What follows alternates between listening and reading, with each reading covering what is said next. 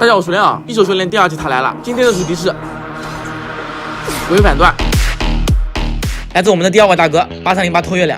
直接进入正题，这个规范分为很多种类，这是正常的规范，这是斜边的规范，这是斜边回旋的规范，然后还有背身回旋的规范，还有正向回旋背身的规范，然后还有回旋背身90度的规范，有很多种类，每种规范有不同的那个作用。正常的那种匕首稍微会晚一点，或者包括那些太刀玩家和其他的玩家，他们会木压你的规范，因为规范的释放速度很慢，它是足够在你看到你放的时候，然后震你的刀的。然后刚刚那个规范的话，就是可以让相当于是震不到的规范，别人是震不到你的，就是你可以骗出别人的震刀，然后抓住别人震刀的后摇，然后用 B2， 就是规范之后有一个 B2， 然后用 B2 去打到它。接下来是系统的介绍。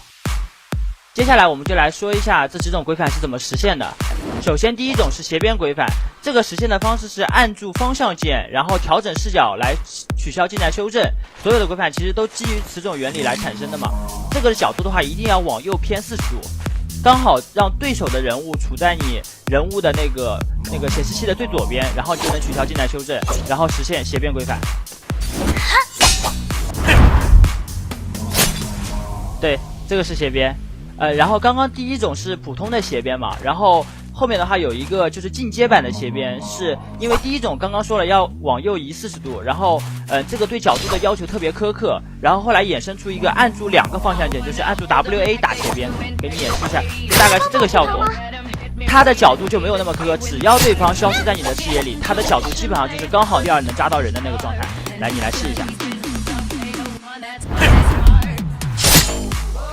对，没错，你这个就很标准。在我的视角里看起来，你是先往前，然后再往右的。第3种规范的话是背身规范，这个是用来干什么？就是卸技以后，如果我不想跟你打，那我可以选择背身规范来跑路。这个在3排当中，或者说是被人围殴的时候都很实用。跟别人，因为你经常会去怕跟别人卸技，然后别人来追你，你一个背身规范，这时候对方是震不到你的刀的，然后你又是蓝霸体，也不会怕钩锁这种类型的东西，就作为跑路的手段是一个非常好的状态。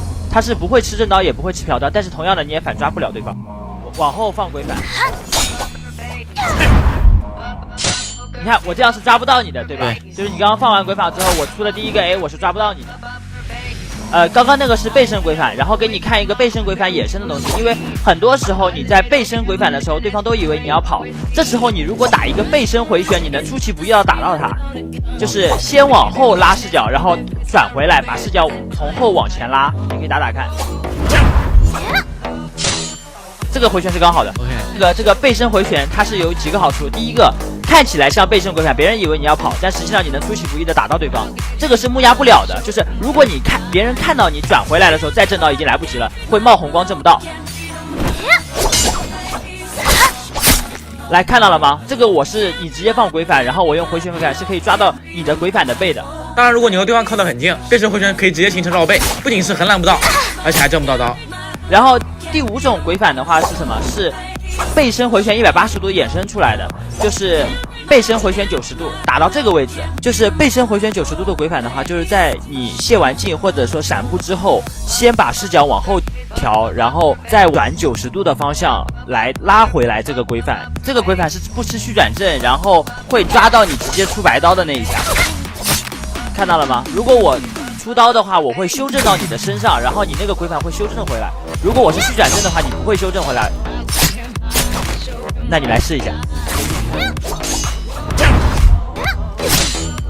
最后一种规范是正向回旋规范，迷惑性最强的一种规范，是先往前放规范，再往后，可以扎到我原先所在的位置。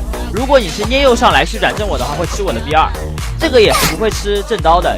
球场有危险了。对，总结就是你在跟匕首打的时候，像我见人的第一面，我先打一个斜边规范，看他会不会木压我正刀。如果他不会木压正刀的那种人，那我规范就放的比较随意了。如果他是会木压正刀的那种人，那我就可以骗他，然后就是扎到 B2， 然后接跳 A 下 P。哎，对，你这个挺标准的。正常现在的规范的话是，如果能被木压的情况下的话，它不是博弈点，它只是说抓对方失误，或者说是用来跟蓄力拼刀的一个工具。但是如果你会了不同种类的规范的话，你会发现就是规范又变成了一种博弈。就把规范又重新变回了那个以前人捏的那个版本的那个状态。以上就是关于各种规范的全部内容啊，后面们还不赶快练起来！